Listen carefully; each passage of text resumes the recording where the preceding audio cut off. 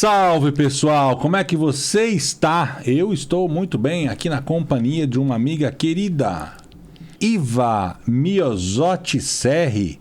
Ela é médica, biomédica. Biomédica, especialista em deixar as pessoas bonitas, especialmente as mulheres mais bonitas, mas ela é minha consultora também. Se eu melhorar a lata é por culpa dela, se eu não melhorar, a culpa é minha. E ela é amiga de jornada, irmã de jornada, recém-casada com o Dr. Luiz Ângelo, que já esteve aqui falando nesse podcast. Tudo bem, Iva? Tudo bem, e você? Muito obrigada pelo convite. Pra gente é uma alegria receber você aqui, pra gente bater um papo. Para quem não sabe, quando a gente vai receber as pessoas, né, a gente faz uma reunião de briefing e tal, o pessoal manda um briefing pra gente saber mais ou menos, né, como conduzir a conversa. E a história da Iva é muito bonita, é muito tocante. A gente vai aqui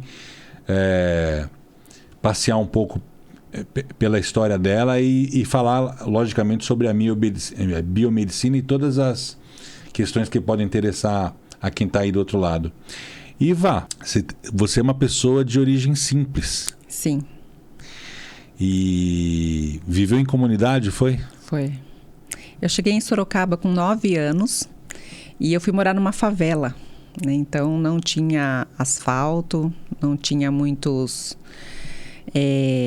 infraestrutura, né, para a gente morar lá. E ali eu cresci na favela com os meus pais, meus irmãos. E como é que viver na comunidade, e foi mãe cedo, né? Foi mãe com 16 anos. Como é que essa situação de viver na comunidade, de ser mãe cedo, como é que moldaram a sua sensibilidade com a autoestima que você tem hoje? A autoestima é uma construção, né? Ela não depende muito do que a gente vê por fora. A autoestima, ela é de dentro. Se a pessoa não se sentir bem com ela mesma, nenhum procedimento estético vai fazer efeito. Isso é taxativo em todas as pessoas que eu atendo na clínica. A pessoa tem que estar bem por dentro. Tem que estar bem por dentro. E como é que essa vivência dessa origem simples e de ter sido mãe cedo, e como é que isso te moldou? O fato de eu vir para a estética já foi por uma dor minha, né? Então eu vivia frequentando clínicas de estética para tratar um problema que eu tinha de pele, de melasma, de acne. E por ter vindo de uma família muito simples, eu não tinha condições financeiras de fazer um tratamento na época que estava estourando no Brasil, era o Roacutan. Então eu tomava o medicamento, a pele ficava maravilhosa. E eu não tinha essas condições. Não tinha condição nem de comprar um sabonete bom para secar a acne. Então, quando eu fiquei adulta, que eu percebi que aquilo persistia, eu comecei a frequentar clínicas de estética. E aí veio o meu interesse em estudar o porquê disso tudo. Mãe da Renata e mãe da Camila. Isso. Manda uma mensagem para elas. A minha mensagem para as minhas filhas é que eu tenho muito orgulho delas, das mulheres que se tornaram. A Renata é psicóloga e a Camila é biomédica, trabalha comigo. São duas moças assim sensacionais, muito educadas, muito para frente, muito preparada para a vida. Eu não tenho nenhum problema com elas, então eu tenho muito orgulho das duas mulheres que eu criei. Uau! Emocionou ali, viu uma lágrima ali. A Iva estava contando para mim a respeito dos pais, né? E da alegria e do prazer e da satisfação, né? Com os pais, né?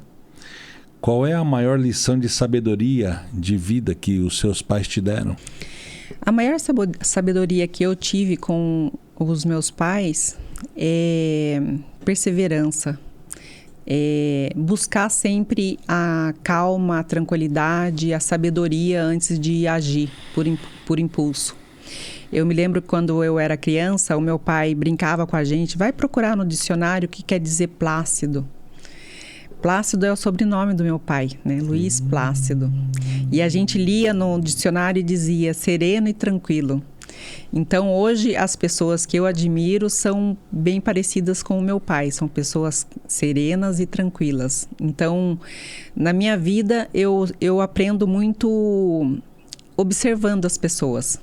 Então, nesse observar, eu vou vendo as qualidades. E se me perguntarem algum defeito de alguém, eu pouco encontro, porque eu foco naquilo que eu acho bom na pessoa. Então, a sabedoria, a tranquilidade e a serenidade é o que eu mais aprendi com o meu pai, que é sereno e tranquilo.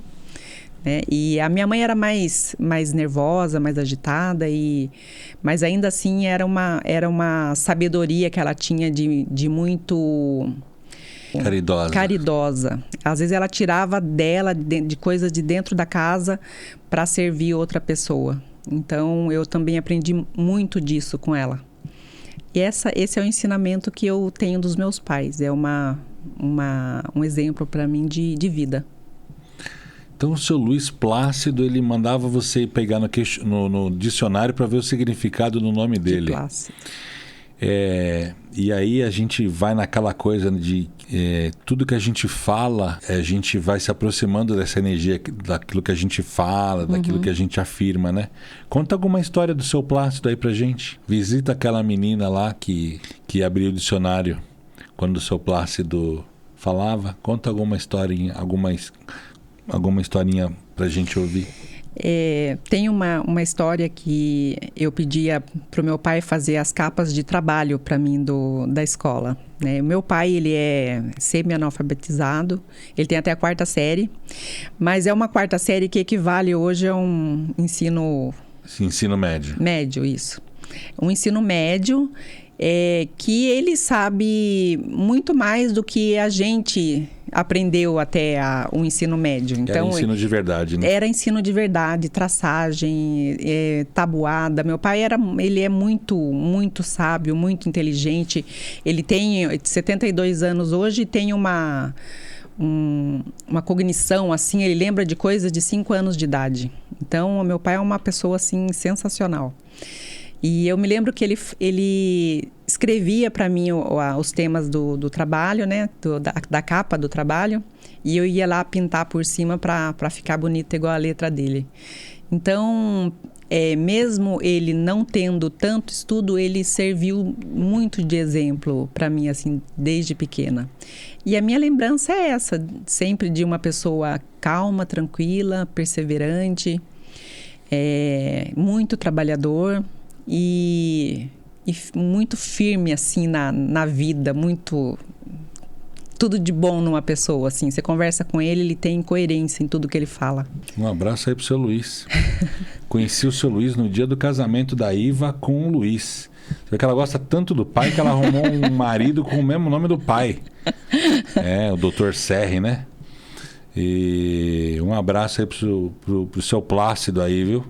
Depois você vai mandar esse vídeo para ele ver lá. Olha aqui, pai, falei bem de você, como eu te amo. Iva estudou biomedicina? Biomedicina. Conta pra gente o que é isso, Iva. Bom, um biomédico, ele foi inventado, né, esse curso na faculdade para formar professores de médicos, né? O médico se forma e ele não quer ficar dando aula, ele quer ser um médico de sucesso na carreira, né? Então, formaram um profissional que sabia tudo de medicina.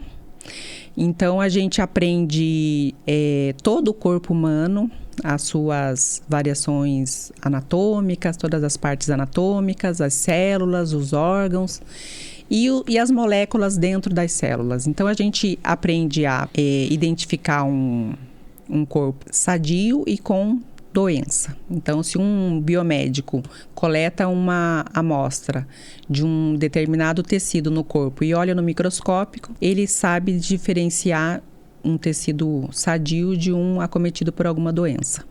Esse é o papel do biomédico lá quando foi criado essa profissão, né? E agora, com a modernidade, tem outras... são mais de 35 habilitações na área de biomedicina, né? Tanto para estética, pesquisas, genética. tem muito campo para o biomédico e eu escolhi a biomedicina porque era mais próximo da minha profissão, que já era esteticista.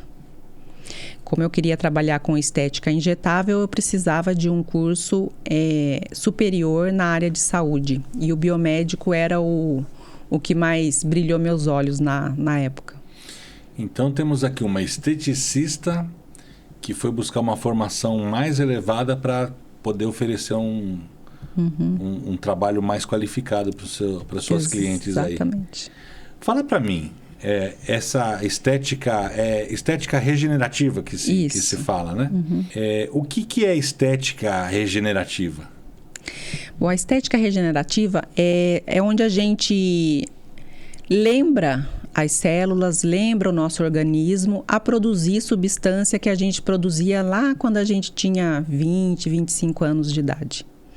Então, se tem uma célula lá que está cansada de produzir determinada substância, a gente põe ativos que vai lembrá-la de produzir novamente aquele ativo. O colágeno, as fibras de elastina, todos aqueles... inclusive tem até hoje peptídeos nessa área que a gente consegue induzir o corpo a produzir gordura. É meio que um contrassenso, né? Que a mulher quer tirar a gordura do corpo, mas em algumas partes a gente precisa de gordura de sustentação. E a gente já tem peptídeos que faz essa... lembra, né, o corpo para produzir esse tipo de célula, que é a célula de gordura. Então tem para regeneração, tem para tratamentos mais diversos de estéticos, essa estética regenerativa. Dá para então a gente estimular a criação de colágeno no corpo? Sim. Quem tem dor no joelho, assim, é bom ter colágeno, né? Falta colágeno. E como é que faz para regenerar, para criar mais colágeno? Então, tudo depende de como está o ambiente, né, biológico, o corpo da pessoa, e o que vai ser inserido, o que vai ser injetado na pessoa. Então, se a pessoa tem um ambiente propício, né, sem inflamação, sem uma doença degenerativa, a gente consegue estimular em determinados tecidos a regeneração e a criação de novos tecidos. E tem gente que exagera? Tem. Como é que é? Conta um pouco pra gente aí.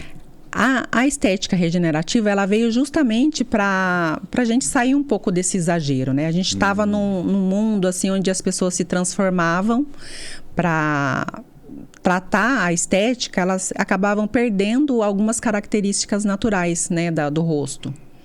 E hoje não precisa mais, para ter uma boa estrutura de pele, um rejuvenescimento, não precisa mudar algumas características com preenchedores, por exemplo. Então, o preenchedor hoje, ele é usado, é bem-vindo, mas como uma cereja do bolo, depois que a gente regenerou, que a gente tratou a pele, e a gente faz pontos assim, bem específicos para estruturação da beleza da pessoa, sem mudar as características dela. Tem gente que exagera e deforma, chega a deformar? Como é que é esse negócio? Fica feio. Geralmente é quando a pessoa vai tendo uma distorção de imagem, né? Ali, por isso que eu mencionei, a autoestima, ela vem de dentro. Se a pessoa não se enxerga bem no espelho, ela olha aquilo e ela quer transformar. E essa transformação, ela vai se dando sem a pessoa perceber. Quero pôr mais boca, quero pôr mais boca, quero pôr mais boca. E quando vê, já saiu da proporção áurea do rosto dela, da face dela. E já não condiz mais com o que ela era antes, né, quando jovem. Mesmo que ela ache que está rejuvenescendo, ela está ficando em desarmonia. Então, a harmonização facial, né, que foi muito criticada, é para trazer harmonia para o rosto das pessoas e não mudar uma pessoa em outra. Tem gente que desarmoniza com a... Desarmoniza total, fica estranho, fica aí parecendo o príncipe do Shrek. Agora o diretor do podcast talvez não goste daquilo que eu vou falar. O Michael teve uma distorção da imagem, velho. Porque assim, no primeira operação, a segunda operação, mas chegou uma hora que ficou feio, hein? O que você achou? O que você acha aí, diretor? Você concorda ou não? Faz um positivo se você concorda. Mais ou menos, ele falou que é mais ou menos, concorda mais ou menos. Eu acho que o Michael, no finalzinho... O que você acha? Michael Jackson? É. Tá na moda o Michael Jackson. Ele teve uma distorção ali, né? Que foi muito... E tem outro ponto também que há anos atrás, né? Não tinha essa tecnologia que tem hoje. Hoje a gente sabe que se faz uma cirurgia plástica, por exemplo, no nariz, 6 meses depois o nariz ele tende a diminuir mais do tamanho que foi deixado.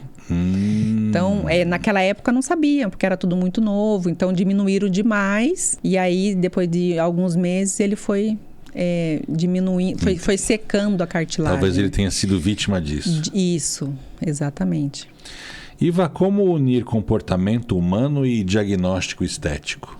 Bom, comportamento, ele diz muito no diagnóstico, né?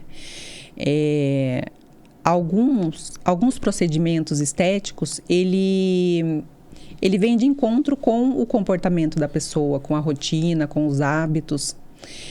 Se a pessoa tem hábitos saudáveis, né? De se alimentar direito, se cuidar diariamente, que é a rotina de cuidados diários, influencia totalmente no diagnóstico do que a gente vai poder fazer naquela pessoa. Por exemplo, se eu faço um peeling em uma paciente com mancha, e o comportamento dela é de muito sol, muita exposição, bronzeamento ou trabalha no ar livre, posto de gasolina, o resultado já muda totalmente, não é a mesma conduta que eu vou ter com uma outra pessoa que trabalha dentro de um ambiente fechado, por exemplo. Eu acredito que você encontra com muitas pessoas que não têm essa percepção de da sua autoimagem, né? E estão sempre inconformadas com a imagem delas, ou elas não se enxergam como elas realmente são. Você atribui isso a algum fator específico, ou você acha que cada pessoa que tem essa autoimagem distorcida tem um fator diferente? Eu acredito que o grande problema hoje são as redes sociais, né? A comparação com outras pessoas, o fato da pessoa abrir as redes sociais e colocar um filtro, não se aceitar do jeito que é. Então, isso distorce um pouco, né? A pessoa sempre vê ali e quando vê uma foto que foi tirada sem filtro, se assusta. Então, eu acho que a percepção da pessoa vai mudando com redes sociais mesmo. Porque você olha uma pessoa lá que tá linda, tá perfeita, né? Sem nenhuma marca, nenhuma ruga, proporção tudo bonitinho que foi mudado pelo filtro. E a pessoa acha que todo mundo é daquele jeito, só ela que feia, né? E aí vai distorcendo. E a pessoa corre atrás daquele ideal de beleza que não existe. Por que muitas mulheres emagrecem, mas elas continuam inflamadas e cansadas? Tem a ver com essa questão da autoimagem, ou tem a ver com o corpo delas que não está arranjado? Tem muito mais a ver com a composição do organismo mesmo. Em matéria de ativos, né, de nutrientes.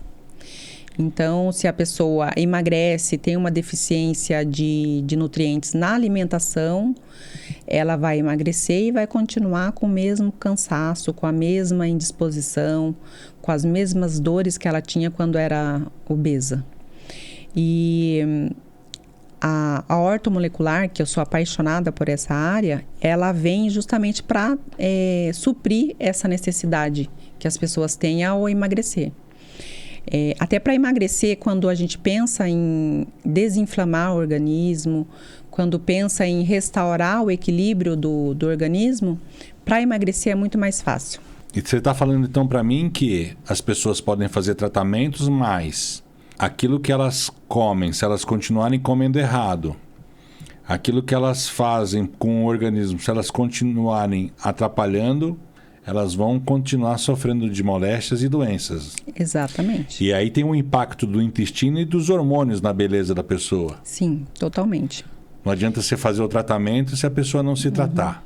Principalmente para mulheres 35 mais. Né? E a gente ouve muito falar de mulheres 40 mais. Mas eu com 45, eu prefiro puxar um pouquinho mais, 35, que é quando começa realmente o declínio hormonal da mulher.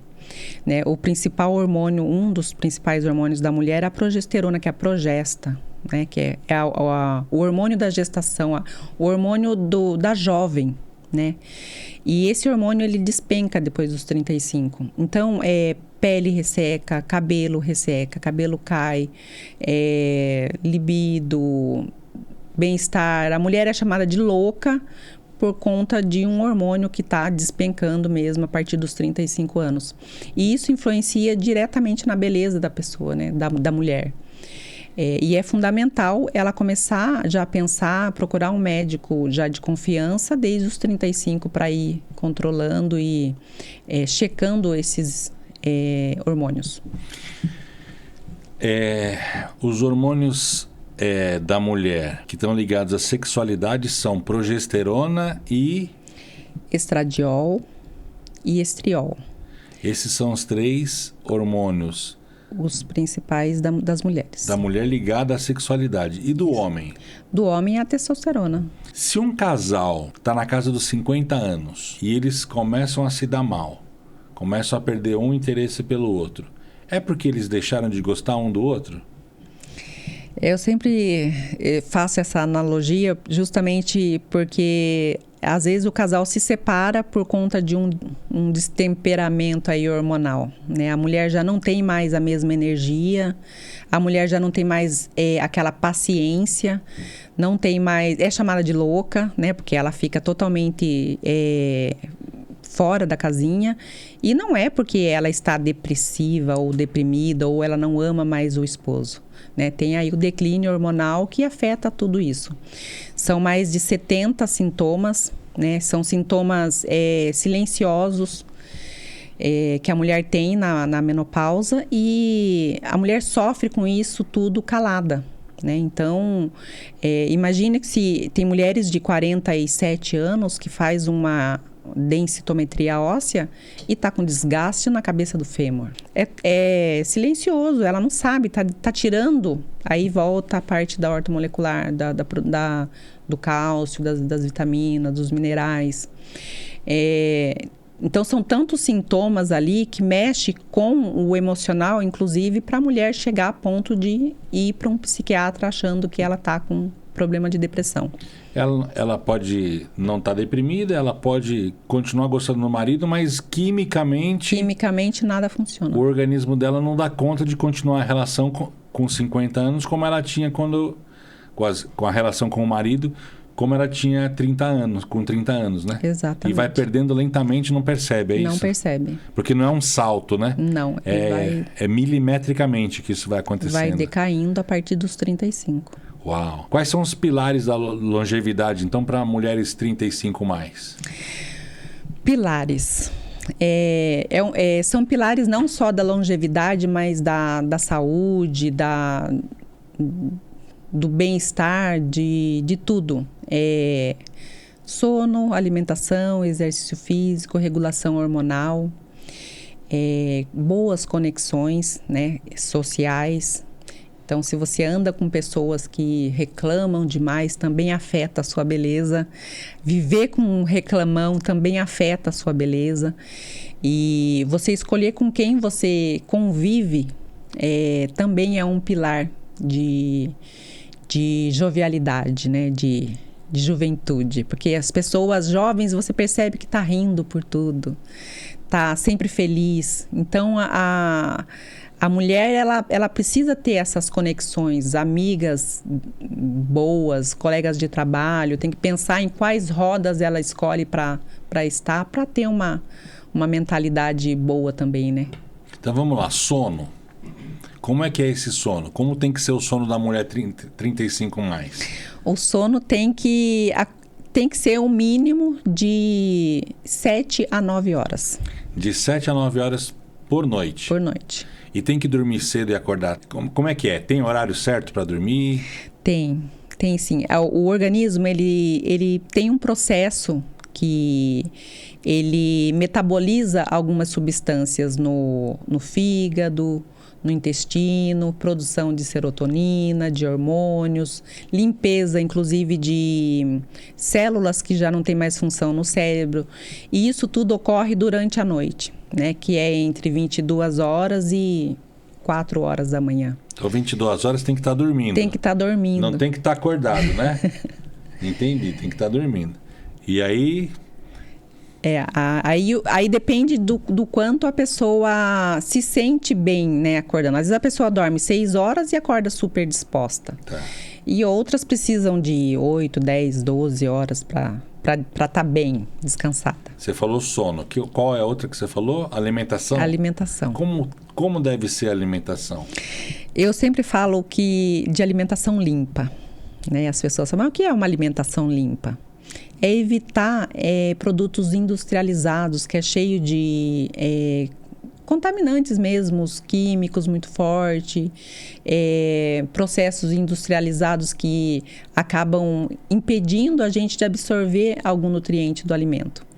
Então, os alimentos mais in natura, os vegetais, os grãos... E cortar aquilo que a gente, não digo assim, tirar totalmente, né, da alimentação, que é mais difícil, né? A gente gosta de um pãozinho, mas reduzir bem o açúcar, o trigo, né? Principalmente açúcar e trigo. O leite hoje tem muitos aí modernos que estão bem, eu acho que está bem legal, sem lactose, mais enriquecido de proteína. Então eu acho válida essas variações que tem no mercado. Muito bem. Depois o diretor coloca o @ da Iva aí, para quem quiser procurar a doutora, fazer você pode marcar consulta Pode. Por ali, né? Pelo Instagram? Pode. Pelo perfil do Instagram lá. Vamos falar um pouquinho de empreendedorismo? Vamos. Você tem uma clínica. Tenho. A Clínica Miosotti. Isso. Como é que foi criar a clínica? Nossa, isso foi muito doido. Eu digo assim que eu sou brasileira e não desisto nunca. Então é muita resiliência mesmo para conseguir fazer dar certo. Eu trabalhava na indústria e eu passei por um período assim muito na bad mesmo, muito depressiva. Para criar as minhas filhas, eu trabalhava 40 dias assim direto, sem folga, diretão, sábado e domingo, fazendo turno assim das 6 às 2 ou das 2 às 22 horas. Então assim, era muito insana a minha vida, assim, não tinha um descanso. E eu caí numa depressão assim terrível. Tratei a depressão e uma consulta médica abriu assim a minha mente. Eu cheguei pro médico e falei, eu quero tal remédio, falei para ele. Ele falou assim para mim, eu vou te dar o remédio, mas não vai resolver seu problema. Você tem que achar a causa dessa depressão. Daí eu fui para casa, feliz com a minha receitinha, né? E fiquei pensando naquilo. Na época eu consumia muito livro, eu lia muito livro de autoajuda. E eu estava com uma obesidade mental de leitura que eu não aplicava. Aí eu comecei a pensar naquilo que o médico falou e falei, bom... Eu trabalhava na indústria, chão de fábrica, eu sou técnica em mecatrônica, cheguei a trabalhar como auxiliar técnico ali na manutenção de máquinas, engenharia de máquinas. E aí no último trabalho eu estava no chão de fábrica mesmo, trabalhando ali no operacional da indústria. Eu falei, bom, o que me deixa para baixo desse jeito é trabalhar aqui, porque eu não gosto. E eu cheguei para o meu líder no momento e falei para ele, ó, quero sair, não aguento mais, tô com tendinite no ombro, tô com tendinite na mão, eu não quero mais trabalhar aqui. Ele falou assim, eu não vou te mandar embora porque você não tem motivo para te mandar embora. Essa é a desculpa, né? Porque não vão mandar mesmo. E aí, eu com dor, eu falei para ele assim, mas eu não quero ficar lesionada dentro da fábrica, que tinha lá os restritos, né? Que não podem executar algumas funções, né? E acabam ficando lá nos cantos da empresa sem uma função específica. Eu falei, eu não quero ficar desse jeito, eu não sou inválida. E aí eu fiquei um tempo aguardando esse líder me dispensar, e ele dispensou. Quando ele me dispensou da última indústria que eu trabalhei, eu peguei esse dinheiro para montar o meu negócio. Um pouco antes que eu estava planejando sair da indústria, eu fiz os cursinhos do Sebrae de empreendedorismo, fluxo de caixa, como montar uma loja, isso. Eu fui estudando online pela internet. Fiz todos os cursinhos lá. E eu estava entre abrir a clínica de estética ou uma marcenaria. Nossa. E aí, o pai da minha filha na época falou assim, eu não tô afim de trabalhar com isso. Ele mexia com estruturas metálicas. Então ele falou assim, não quero mexer com madeira. Vai aí pro seu lado de estética e faça o que você quiser. E aí eu fui estudar, fiz um curso técnico em estética, comecei a fazer cursos, e eu vi que eu parei, eu poderia trabalhar até certo ponto. E a partir dali era muito restritivo para a estética há 11 anos atrás. A gente não podia ter uma agulha na sala de estética que era passível de autuação da vigilância. E a biomedicina já estava bem avançada na estética. Né? Já tinha um tempo que tinha gente caminhando como biomédico na estética e eu fui empreender nisso. Fui fazer faculdade para poder ficar nessa área já respaldado. E aí eu comecei na minha casa. Então, eu montei uma salinha lá na minha casa, fazendo depilação, massagem, limpeza de peles, coisas bem básicas. E estudando. A última vez que eu contei, eu tinha 37 certificados de curso que eu tinha feito na minha área. Que bacana. Estudou bastante. Estudei bastante e continuo estudando ainda. Eu tenho coisas que eu ainda estou estudando e, como diz Sócrates, eu só sei que nada sei. É de Sócrates essa fala? Eu não sei dizer, não. Eu acho que depois a gente confirma. Só sei que nada sei. Então, enquanto a gente acha que a gente não sabe de tudo, a gente continua estudando. Eu sei que eu trocaria 100% do que eu sei por 5% do que eu não sei. É de Sócrates.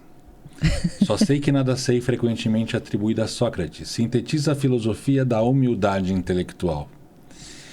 E é curioso porque a gente está num mundo, né, que, claro que da onde a gente veio facilita para onde a gente está indo, né? Então, em tese, é muito mais simples para quem é filho de um médico se tornar médico.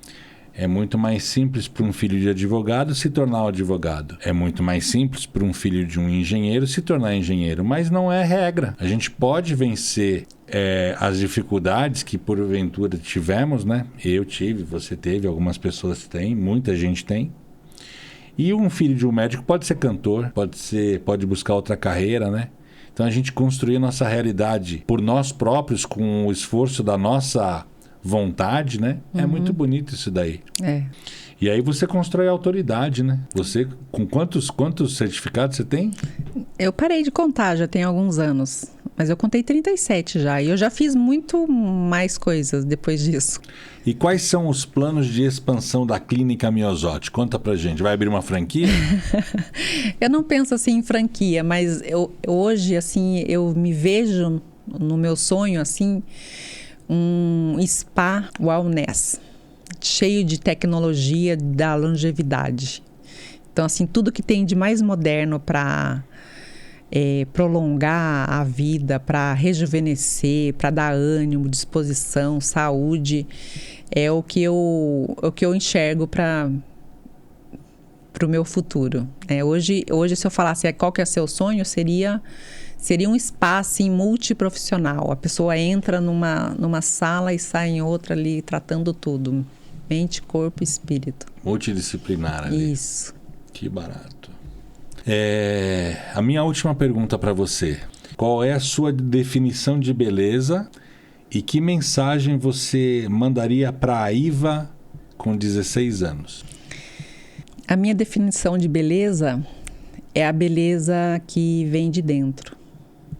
Que a beleza que é comprada, ela não faz ninguém.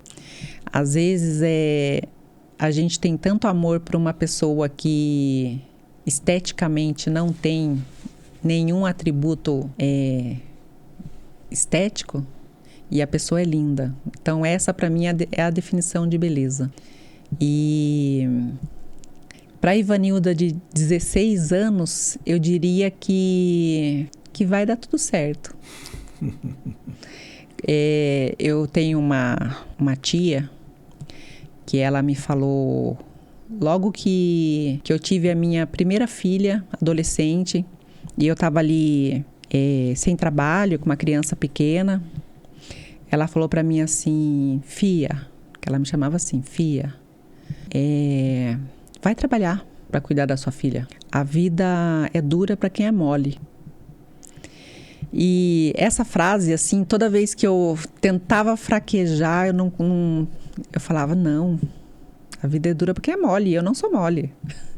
Então, para a Ivanilda lá de trás, eu falaria assim que tudo vai dar certo, basta não fraquejar, não desistir. É isso. Quer falar mais alguma coisa para a nossa audiência, para quem está assistindo a gente? Bom, o que eu mais gosto de falar para todo mundo que conversa comigo, eu converso com muitas mulheres, eu converso com muita gente na clínica e eu sempre tento passar que tudo que a gente deseja, tudo que a gente sonha, tá tudo dentro da gente. A gente constrói isso na mente da gente. E se a gente consegue visualizar aquilo concreto, é possível de realizar. Então, eu sou uma pessoa que gosta de inspirar outras pessoas. Há 1 ano e meio atrás, eu estava desanimada com a minha clínica. A gente não é bom em tudo, né? E eu, como biomédica que faz procedimentos estéticos, obviamente eu não sou uma boa administradora.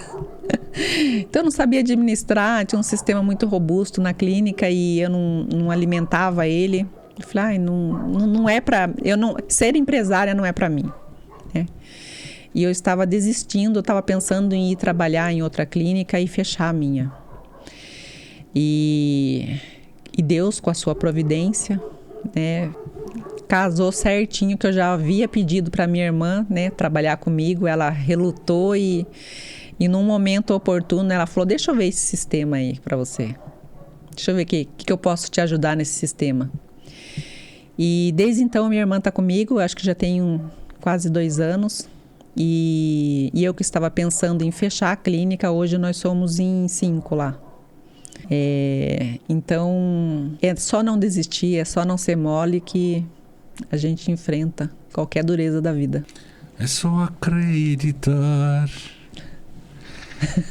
Galera, eu conversei aqui com a doutora Iva Miosotti Serri sobre vida, sobre não desistir, sobre insistir, sobre perseverar, sobre estética, saúde integrativa, longevidade para mulheres com mais de 35 anos e muito mais. Gratidão, Iva. Eu que agradeço. Depois você volta para falar de mais coisas, dar mais dica para esse povo aí, tá bom? Volto, com tá certeza. Bom? Foi um beijo. prazer. Um beijo. Valeu, galera!